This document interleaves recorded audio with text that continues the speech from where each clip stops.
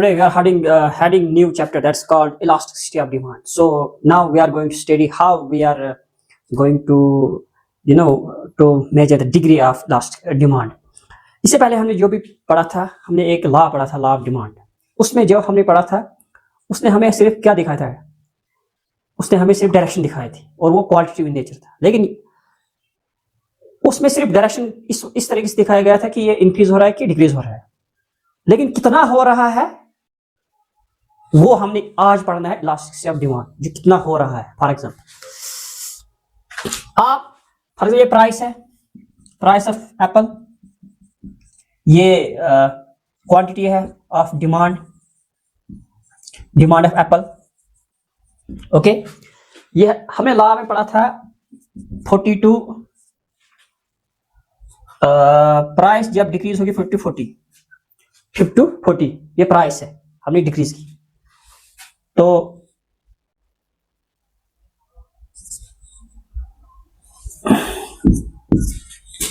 50 पर हम एक ले रहे थे, 40 पर हम दो. It means when the price declines, जब कीमत घटती है, other things remain constant, the demand of quantity, demand of particular product increase. Okay, ये इंक्रीज हो गई. हमने जितने प्राइस डिक्रीज की उतनी चीजें हमारी इंक्रीज हुई, हमने ज्यादा से ज्यादा खरीदना शुरू कर दिया. लेकिन ये सिर्फ आपको नहीं लगता है ये डायरेक्शन दिखा रहा है, मतलब ये यहां पर दिखा रहा है ऐसे ऐसे डिक्रीज, फिर दिखा रहा है इंक्रीज. और ये कौन बोल रहा है? Law of demand. कौन बोल रहा है? ये law of demand. This is just direction. Direction क्या है? Inverse relationship between demand and price, है ना. अदर थिंग्स रिमेन कांस्टेंट, है ना. डायरेक्शन ऊपर नीचे, है ना. ये कौन था? ये था क्वालिटेटिव नेचर. ठीक. लेकिन जो अब हम पढ़ने जा रहे हैं इसी के बेस पे ये बोल रहा है कि या तो प्राइस डिक्रीज करेंगे या तो डिमांड इंक्रीज होगी. लेकिन अगर हम, एक सवाल उठता है, कितनी प्राइस डिक्रीज हुई, कितनी डिमांड इंक्रीज हुई, जो हम पढ़ेंगे ना, कितना, दैट इज कॉल्ड मैग्नीट्यूड और degree of particular demand of product, particular demand of product, that is called elasticity of demand. वो कौन बोलता है? फॉर एग्जांपल यहां पर जो इलास्टिसिटी ऑफ डिमांड है, इसको हम एब्रिविएशन के थ्रू हम ऐसे दिखाएंगे. ठीक, यहां पर इलास्टिसिटी डिमांड क्या है? फॉर एग्जांपल अगर 50 प्राइस क्या है? 50-40.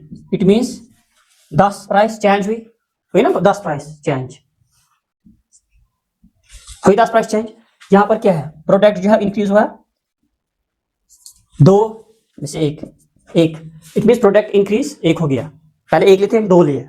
ठीक, ये जो हमने ये निकाला ना, कितना इंक्रीज हुआ, कितना डिक्रीज हुआ, तो ये है क्या? इलास्टिसिटी डिमांड जो है, इससे हम ये करते हैं. ये जो हमने ये 50 - 40 को, ये इलास्टिसिटी ऑफ डिमांड से कर रहे हैं. अब इलास्टिसिटी ऑफ डिमांड क्या है वो हम पढ़ेंगे, लेकिन ये पता होना चाहिए. अगर हमने डायरेक्शन देखना होगा तो सिर्फ क्या है, देखो ये है 10 1, इट मींस ये क्वांटिटी है ना. ये क्वांटिटी इन नेचर है, क्वांटिटी इन नेचर, ये क्वालिटी है. ये है इलास्टिसिटी ऑफ डिमांड, ये है law of demand. Law of demand में से डायरेक्शन पढ़ते हैं, और यहाँ पर क्वांटिटी, जो इलास्टिसिटी ऑफ डिमांड है, इसमें हम पढ़ते हैं कितना, magnitude of a particular product. Okay, elasticity of demand क्या है? सिर्फ इलास्टिसिटी ऑफ डिमांड क्या है? देखो, अगर मैं आपको बोलूंगा एक एग्जांपल, आप मार्केट जा रहे हो, ठीक, मैं आपको बोलूंगा जो टमाटर है वो 40 रुपए के है. ठीक, 40 रुपए का टमाटर आपको मिल रहा है. ठीक, मैं आपको बोलूंगा मार्केट में वो आज 10 रुपए को मिल रहा है.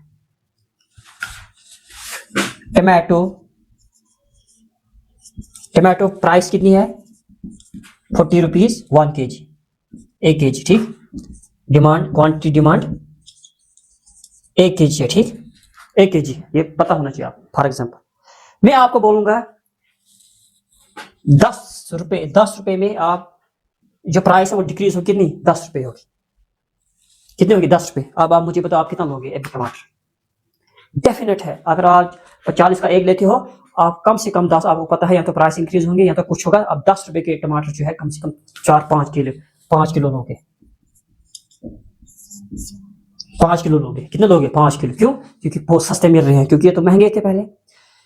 यही है कि हमने यही पढ़ना है कि अगर प्राइस चेंज हो रही है उस वजह से आपकी डिमांड कितनी इंक्रीज होगी, कितनी डिक्रीज होगी, या तो कम होगी, कितनी होगी, या तो इंक्रीज होगी, वो आपकी डिमांड कितनी होगी उस प्राइस थोड़ी चेंज होने की वजह से या ज्यादा चेंज होने की वजह से जो आपकी क्वांटिटी डिमांड पर इंपैक्ट होगा वही उसी को हम क्या बोलेंगे, इलास्टिसिटी ऑफ डिमांड। ठीक, और इलास्टिसिटी ऑफ डिमांड में हम थ्री कॉन्सेप्ट पढ़ते हैं, जो तीन चीजें हैं जो इन्फ्लुएंस करते हैं, इंपैक्ट करते हैं। नंबर वन है प्राइस। अगर प्राइस फॉर एग्जांपल फ्रिज है, आप फ्रिज ले रहे हो, आपका जो फ्रिज है किसका, सैमसंग का, ठीक, वो आपको मिल रहा है, सैमसंग का फ्रिज है, आपको मिल रहा है वो 10,000 में, मतलब बहुत महंगा होता है, चलो 20,000 में लिखो, 20,000 में।